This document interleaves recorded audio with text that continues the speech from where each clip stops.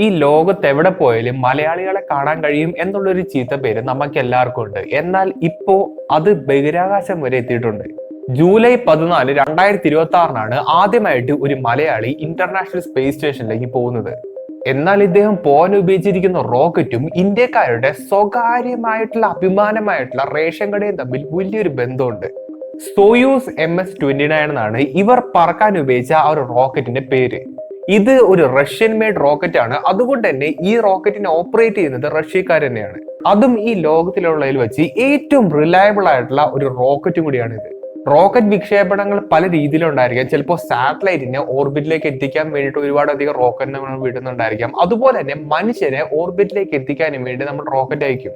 എന്നാൽ ഈ സാറ്റലൈറ്റുകളെ സ്പേസിലേക്ക് എത്തിക്കുന്ന റോക്കറ്റിനേക്കാൾ വളരെയധികം റിസ്ക് പിടിച്ച് അല്ലെങ്കിൽ വളരെയധികം സേഫ്റ്റി കൂടുതൽ വേണ്ട റോക്കറ്റ്സ് ആണ് രണ്ടാമത് ഞാൻ പറഞ്ഞത്. അതുകൊണ്ട് തന്നെ മനുഷ്യരെ ബഹിരാകാശത്തേക്ക് എത്തിക്കുന്നതിന് വേണ്ടി ഉപയോഗിക്കുന്ന റോക്കറ്റുകളെല്ലാം വളരെയധികം റിലയബിൾ ആയിട്ടുള്ള റോക്കറ്റുകളുടെ മോഡൽസ് മാത്രമാണ് അവർ ഉപയോഗിക്കുകയുള്ളൂ. എന്നാൽ ഇത്രയധികം റിലയബിൾ ആയിട്ടുള്ള ഈ റോക്കറ്റിന്റെ പ്രധാന ഇന്ധനം എന്ന് പറയുന്നത് നമ്മൾക്ക് എല്ലാവർക്കും സുപരിചിതമായിട്ടുള്ള മണ്ണെണ്ണ തന്നെയാണ്. അതും നമ്മുടെ റേഷൻ കടയിൽ കിട്ടുന്ന പോലത്തെ മണ്ണെണ്ണ ഒന്നല്ല, വളരെയധികം റിഫൈൻഡ് ആയിട്ടുള്ള യാതൊരു കണ്ടാമിനേഷനും ഇല്ലാത്ത മണ്ണെണ്ണയാണ്. അതായത് ഏവിയേഷൻ ഗ്രേഡിലുള്ള മണ്ണെണ്ണയാണ് ഇവിടെ ഉപയോഗിക്കുന്നത്. ഈ ലോകത്തിൽ ആദ്യമായിട്ട് സ്പേസിലേക്ക് പോയ വ്യക്തിയുടെ പേര് യൂറി ഗാഗറിൻ എന്നാണ്. അന്ന് ഇദ്ദേഹം സ്പേസിലേക്ക് പോയ ആ ഒരു റോക്കറ്റ് വിക്ഷേപിച്ചത് ബൈക്കനൂർ കോസ്മോഡ്രോം എന്ന് പറയുന്ന ഒരു സ്ഥലത്ത് വെച്ചിട്ടാണ്. എന്നാൽ ഇവരും, അതായത് ആദ്യമായിട്ട് ഒരു മലയാളി ഇന്റർനാഷണൽ സ്പേസ് സ്റ്റേഷനിലേക്ക് പോയിരിക്കുന്നത് ഇതേ ലോഞ്ചിങ് ബേസിൽ വെച്ചിട്ടാണ്. നിങ്ങളിപ്പോ ഈ ചിത്രത്തിൽ കാണുന്നത് സോയൂസ് MS-29 എന്ന് പറയുന്ന റോക്കറ്റ് ആണ്. അപ്പോൾ ഈ റോക്കറ്റിന്റെ സൈഡിൽ നോക്കുകയാണെങ്കിൽ നമുക്ക് 4 ചെറിയ റോക്കറ്റുകളെ കാണാൻ കഴിയും. ഇവിടെ ഈ മെയിൻ റോക്കറ്റിന്റെ സൈഡിൽ ഘടിപ്പിച്ചിരിക്കുന്ന ഈ 4 റോക്കറ്റുകളെ നമ്മൾ സ്ട്രാപ്പ് ഓൺ റോക്കറ്റ്സ് എന്നാണ് വിളിക്കുന്നത്. ഈ 4 റോക്കറ്റുകളുടെ പ്രധാനപ്പെട്ട ദൗത്യം എന്ന് പറയുന്നത് ഈ മെയിൻ റോക്കറ്റിനെ ബഹിരാകാശത്തേക്ക് എത്തിക്കുക എന്നുള്ളതാണ്. അതിനുവേണ്ടി ഈ 4 സ്ട്രാപ്പ് ഓൺ റോക്കറ്റ്സും കൂടി കമ്പൈൻ ചെയ്യുമ്പോൾ 4 ലക്ഷത്തോളം കിലോ ന്യൂട്ടൺസ് ഓഫ് ത്രസ്റ്റ് ആണ് ഇത് പ്രൊഡ്യൂസ് ചെയ്യുന്നത്. ഈ റോക്കറ്റുകളിലാണ് ഞാൻ നേരത്തെ പറഞ്ഞ ആ ഒരു മണ്ണെണ്ണ ഫ്യൂവൽ ആയിട്ട് ഉപയോഗിക്കുന്നത്. ഇവിടെ ആദ്യം ഈ 4 റോക്കറ്റുകളും ഏകദേശം 2 മിനിറ്റോളം ബേൺ ചെയ്യും. പിന്നീട് ഈ 4 ചെറിയ റോക്കറ്റിന്റെ അകത്ത് കണ്ടുവരുന്ന ഇന്ധനം കംപ്ലീറ്റ് ആയിട്ട് തീർന്നു കഴിയുമ്പോൾ ഈ 4 സ്ട്രാപ്പ് ഓൺ റോക്കറ്റ്സും ഈ മെയിൻ റോക്കറ്റിൽ നിന്ന് ഡിറ്റാച്ച് ചെയ്ത് ഇങ്ങനെ പുറത്തേക്ക് വരും. ഇങ്ങനെ ചെയ്യുന്നതിന്റെ കാരണം ഈ റോക്കറ്റിന്റെ ടോട്ടൽ ഭാരം അവിടെ കുറയ്ക്കാൻ വേണ്ടിയിട്ടാണ്. അതിനുശേഷം ഉടൻ തന്നെ ഈ റോക്കറ്റിന്റെ സെക്കൻഡ് സ്റ്റേജ് സ്റ്റാർട്ട് ചെയ്യുന്നു. ഇവിടെ സെക്കൻഡ് സ്റ്റേജ് എന്ന് ഉദ്ദേശിക്കുന്നത് ഈ റോക്കറ്റിന്റെ രണ്ടാമത്തെ സെറ്റ് ഓഫ് എഞ്ചിൻസ് അവിടെ സ്റ്റാർട്ട് ചെയ്യുകയാണ്. പിന്നീടുള്ള യാത്ര ഈ സെക്കൻഡ് സ്റ്റേജ് റോക്കറ്റ് ഉപയോഗിച്ചിട്ടാണ്. അങ്ങനെ ഈ റോക്കറ്റ് ഉപയോഗിച്ചുകൊണ്ട് മാത്രം ഈ റോക്കറ്റ് മുഴുവനും ബഹിരാകാശത്തേക്ക് എത്തുകയാണ്. പിന്നീട് നേരത്തെ പോലെ തന്നെ ഈ സെക്കൻഡ് സ്റ്റേജിന്റെ ഇന്ധനം കംപ്ലീറ്റ് ആയിട്ട് തീർന്നു പോവുകയാണ്. അങ്ങനെ ഈ സെക്കൻഡ് സ്റ്റേജും ഈ മെയിൻ റോക്കറ്റിൽ നിന്ന് ഡിറ്റാച്ച് ചെയ്ത് ഇങ്ങനെ സെപ്പറേറ്റ് ആയിട്ട് വരും. പിന്നീട് ഇവിടെ ബാക്കിയിരിക്കുന്നത് ഒരു ചെറിയ സെക്ഷൻ മാത്രമാണ്. അതായത് ഈ റോക്കറ്റിന്റെ ഒരു 95% ഇപ്പൊ ഭൂമിയിലേക്ക് തിരിച്ചു വീഴേണ്ട ഒരു അവസ്ഥ വന്നിട്ടുണ്ട്. നിങ്ങളിപ്പോ ഈ സ്ക്രീനിൽ കാണുന്ന ആ ഒരു ചെറിയ ക്യാപ്സ്യൂൾ മാത്രമാണ് ഇപ്പോ ബഹിരാകാശത്ത് റിമെയിൻ ചെയ്യുന്നത്. ഇതിന്റെ അകത്താണ് നമ്മുടെ മലയാളി ആസ്ട്രോണോട്ടും ഇരിക്കുന്നത്. ഈ ഒരു സമയം കൊണ്ട് ഈ ചെറിയ ക്യാപ്സ്യൂൾ സ്പേസിലൂടെ യാത്ര ചെയ്യുന്നത് ഏകദേശം 20,000 km/h വേഗതയിലൂടെയാണ്. ഇത്ര അധികം റിസ്ക് പിടിച്ച ഒരു പരിപാടിയാണ് വെറും 3 മണിക്കൂർ കൊണ്ട് ഇവർ അച്ചീവ് ചെയ്തെടുത്തത്. ഡോക്ടർ അനിൽ മേനനെ പറ്റി പറയുകയാണെങ്കിൽ ഇദ്ദേഹം ഇതിനു മുമ്പ് സ്പേസ് എക്സിലെ ഒരു ലീഡിംഗ് ഫ്ലൈറ്റ് സർജൻ ആയിരുന്നു. ഈ ഒരു ഡെസിഗ്നേഷൻ കൊണ്ട് ഉദ്ദേശിക്കുന്നത് ഒരു ആസ്ട്രോണോട്ട് സ്പേസിലേക്ക് പോകുന്നതിന് മുമ്പ് ആ ആസ്ട്രോണോട്ട് ഫിസിക്കലി ഫിറ്റ് ആണോ, അദ്ദേഹത്തിന് എന്തെങ്കിലും അസുഖങ്ങളുണ്ടോ, അതൊക്കെ ഒന്ന് കൺഫേം ചെയ്യുന്ന ഒരു ഡോക്ടറാണ് ശരിക്കും ഇദ്ദേഹം. പക്ഷേ അതൊന്നല്ല ഇവിടുത്തെ ഏറ്റവും വലിയ കാര്യം. ഇവർ ഈ റോക്കറ്റിനുള്ളിൽ കയറി അത് ലോഞ്ച് ചെയ്ത് ഇന്റർനാഷണൽ സ്പേസ് സ്റ്റേഷനിലേക്ക് പോയി ഡോക്ക് ചെയ്യുന്നതിന്റെ ആ ഒരു സമയം എന്ന് പറയുന്നത് വെറും 3 മണിക്കൂറും 5 മിനിറ്റും മാത്രമാണ്. അതിന്റെ കാര്യം എന്താ വെച്ചാൽ ഇതേ കാര്യം ചെയ്തെടുക്കുന്നതിന് വേണ്ടി ചിലപ്പോൾ ദിവസങ്ങൾ വേണ്ടി വന്നേക്കാം. ആ ഒരു സമയത്താണ് വെറും മണിക്കൂറുകൾ കൊണ്ട് മാത്രം ഇവർ ഈ ഒരു കാര്യം ചെയ്തെടുത്തത്. ഒരു റോക്കറ്റ് ഭൂമിയിൽ നിന്ന് വിക്ഷേപിച്ച് അത് ഇന്റർനാഷണൽ സ്പേസ് സ്റ്റേഷനിൽ പോയി ഡോക്ക് ചെയ്യുന്നതിന് പലതരത്തിലുള്ള മെത്തേഡുകളുണ്ട്. അതിൽ ഇവർ ഉപയോഗിച്ചിരിക്കുന്നത് ഏറ്റവും വേഗതയേറിയ ഒരു മെത്തേഡാണ്. ഇതിന്റെ പേരാണ് ഫാസ്റ്റ് ട്രാക്കിംഗ് ട്രജക്ടറി മെത്തേഡ്. ഇതിന്റെ വർക്കിംഗ് വളരെ രസമാണ് കേൾക്കാനായിട്ട്. അതായത് ഈ റോക്കറ്റ് വിക്ഷേപിക്കുന്ന അതേ സമയത്ത് ഈ റോക്കറ്റ് സ്പേസിലേക്ക് ഒരു പോയിന്റിൽ വന്നിങ്ങനെ നിൽക്കുമല്ലോ, അതേ സമയത്ത് തന്നെ നമ്മുടെ ഇന്റർനാഷണൽ സ്പേസ് സ്റ്റേഷൻ ഭൂമിയെ ഇങ്ങനെ ചുറ്റി ഇങ്ങനെ വരുന്നുണ്ടാവും. അപ്പോൾ ഈ റോക്കറ്റ് വന്ന് നിൽക്കുന്ന ആ ഒരു സ്ഥലവും ഈ ഇന്റർനാഷണൽ സ്പേസ് സ്റ്റേഷൻ വന്ന് ചുറ്റി വന്നിങ്ങനെ നിൽക്കുന്ന സ്ഥലവും ഏകദേശം അടുത്തടുത്തായിരിക്കും. ഇങ്ങനെ ചെയ്യുന്നതിലൂടെ നേരത്തെ പറഞ്ഞ പോലത്തെ ആ ഒരു മൂന്നാമത്തെ സ്റ്റേജില്, അതായത് ചെറിയ ക്യാപ്സ്യൂളില്ലേ, അതിന് മാത്രം വളരെയധികം വേഗതയിൽ ഇന്റർനാഷണൽ സ്പേസ് സ്റ്റേഷനിലേക്ക് എത്തിപ്പെടാൻ കഴിയും. എന്നാൽ പണ്ടത്തെ മെത്തേഡ് എന്ന് പറയുന്നത് വളരെയധികം വ്യത്യാസമായിട്ടുള്ള ഒരു സംഭവമായിരുന്നു. അതായത് ഈ റോക്കറ്റ് സ്പേസിലേക്ക് പോകുന്നു, എന്നിട്ട് ആ തേർഡ് സ്റ്റേജ് ക്യാപ്സ്യൂൾ മാത്രമായിട്ട് സ്പേസിലേക്ക് നിൽക്കുന്നു. ഈ ക്യാപ്സ്യൂളും ആയിക്കോട്ടെ നമ്മുടെ ഭൂമിയിൽ ഇങ്ങനെ ഓർബിറ്റ് ചെയ്യുന്നുണ്ട്. അതേപോലെ തന്നെ ഇന്റർനാഷണൽ സ്പേസ് സ്റ്റേഷൻ വേറെ ഡയറക്ഷനിലൂടെ നമ്മുടെ ഭൂമിയിലൂടെ ഇങ്ങനെ ഓർബിറ്റ് ചെയ്യുന്നുണ്ട്. അപ്പോൾ ദിവസങ്ങൾ എടുത്താൽ മാത്രമാണ് ഈ ക്യാപ്സ്യൂളും ഇന്റർനാഷണൽ സ്പേസ് സ്റ്റേഷനും ഇങ്ങനെ അടുത്തടുത്ത് വരുള്ളൂ. അതുകൊണ്ടാണ് ദിവസങ്ങൾ എടുക്കുന്നു എന്നുള്ളൊരു കാര്യം ഞാൻ പറയുന്നത്. ഇത് കേൾക്കുമ്പോൾ വളരെയധികം സിമ്പിൾ ആയിട്ട് നിങ്ങൾക്ക് തോന്നിച്ചേക്കാം. പക്ഷേ നിങ്ങൾ ഇങ്ങനെ ഒന്ന് ആലോചിച്ച് നോക്കാം, നമ്മുടെ ഭൂമി എന്ന് പറയുന്നത് വലിയൊരു സംഭവമാണ്. ഓക്കെ, നമ്മുടെ ഒരു പെർസ്പെക്റ്റീവ് നോക്കുകയാണെങ്കിൽ അത് വലിയൊരു സംഭവമാണ്.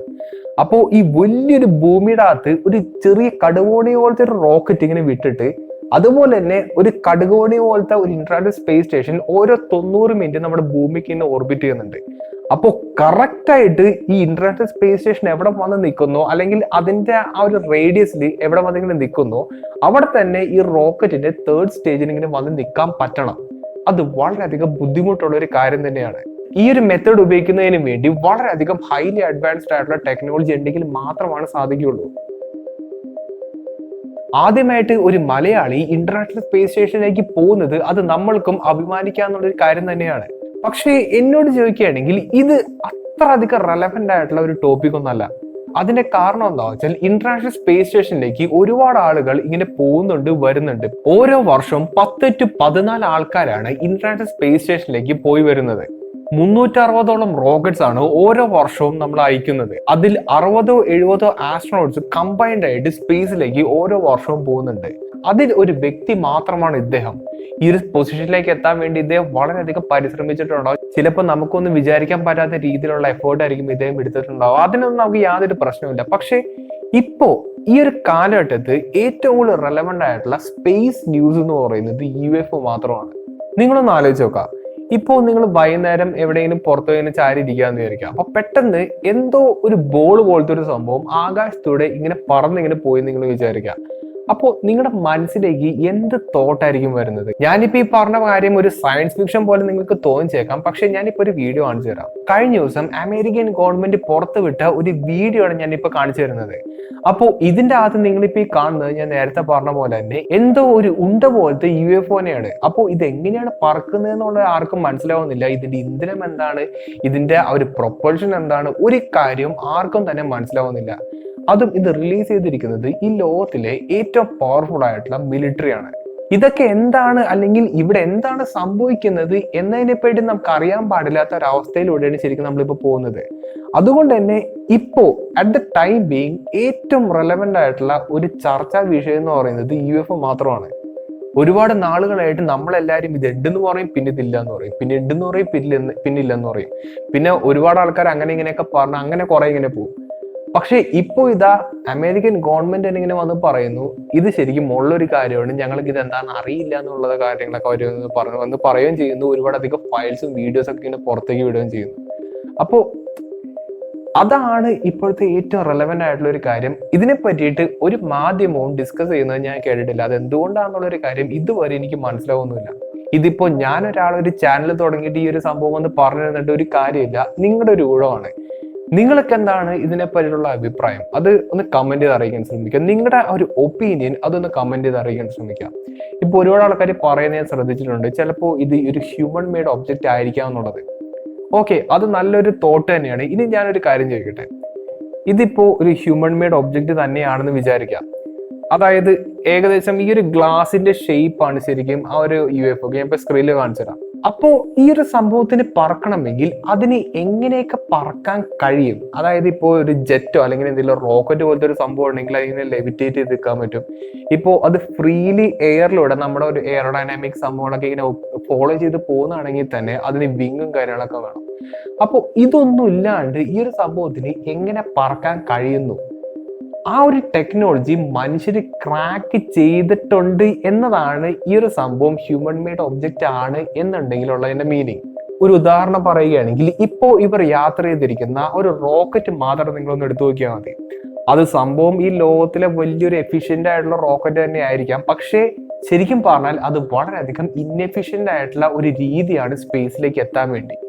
ആ ഒരു സമയത്താണ് ഇവർ യാതൊരു കൂസലില്ലാണ്ട് നമ്മുടെ നിയമങ്ങളെ ഒന്നും മൈൻഡ് ചെയ്യാണ്ട് വളരെയധികം ഫ്രീ ആയിട്ട് എയറിലൂടെ ഇങ്ങനെ യാത്ര ചെയ്യുന്നത്. അപ്പോ അതാണ് ഇവിടുത്തെ ഏറ്റവും വലിയ കുഴപ്പം. ഇതെന്താണ്, ഈ ശാസ്ത്രം എന്താണ് എന്നുള്ളൊരു കാര്യം നമുക്ക് മനസ്സിലാവുന്നില്ല. ഒരുപാട് നാളുകൾക്ക് മുന്നേ UFO അല്ലെങ്കിൽ പറക്കുന്ന കളി എന്നൊക്കെ പറയുന്നത് ചുമ്മാ ഹോക്സ് ആണ്, അത് ജസ്റ്റ് ഒരു കഥ മാത്രമാണെന്ന് വിശ്വസിച്ചിരുന്ന ആൾക്കാരാണ്. അതുകൊണ്ട് തന്നെ അവർക്ക് അത് എന്ത് വേണേലും പറഞ്ഞുണ്ടാക്കാറുള്ളത്. പിന്നെ പറക്കുന്നുണ്ട്, അതിന് യാതൊരു സൗണ്ട് ഉണ്ടാക്കുന്നില്ല എന്നിങ്ങനെ പറയായിരുന്നു. പക്ഷേ ഇപ്പോ തെളിവ് സഹിതമാണ് പുറത്തേക്ക് വന്നിരിക്കുന്നത്, വീഡിയോ സഹിതമാണ് പുറത്തേക്ക് വന്നിരിക്കുന്നത്. അപ്പോ നമ്മുടെ ഗവൺമെന്റിന്റെ വെബ്സൈറ്റ് എടുത്ത് നോക്കുകയാണെങ്കിൽ ആ ഒരു സംഭവത്തെ വളരെ വ്യക്തമായിട്ട് നമുക്ക് എല്ലാവർക്കും കാണാൻ കഴിയുന്നുണ്ട്. ഇനിയുള്ള ചോദ്യം എന്താ വെച്ചാൽ, ഇതിന്റെ ടെക്നോളജി എന്താണ് ഇതിനെ പറപ്പിക്കുന്നത്, എങ്ങനെയാണ് ഇത് പറക്കുന്നത്? നിങ്ങളുടെ അഭിപ്രായങ്ങൾ മാക്സിമം ഒന്ന് കമന്റ് ചെയ്ത് അറിയിക്കാൻ ശ്രമിക്കുക. കാരണം നിങ്ങളുടെ ഓരോരുത്തരുടെ അഭിപ്രായവും ഒപ്പീനിയനും കേൾക്കുമ്പോഴാണ് എനിക്ക് ഒരുപാടധികം കാര്യങ്ങൾ വീണ്ടും മനസ്സിലാവുന്നത്. അപ്പോൾ മാക്സിമം ഒന്ന് കമന്റ് ചെയ്ത് അറിയിക്കാൻ ശ്രമിക്കുക. അപ്പോൾ നല്ലൊരു ടോപ്പിക്കായിട്ട് ഞാൻ അടുത്ത വീഡിയോ കാണാം.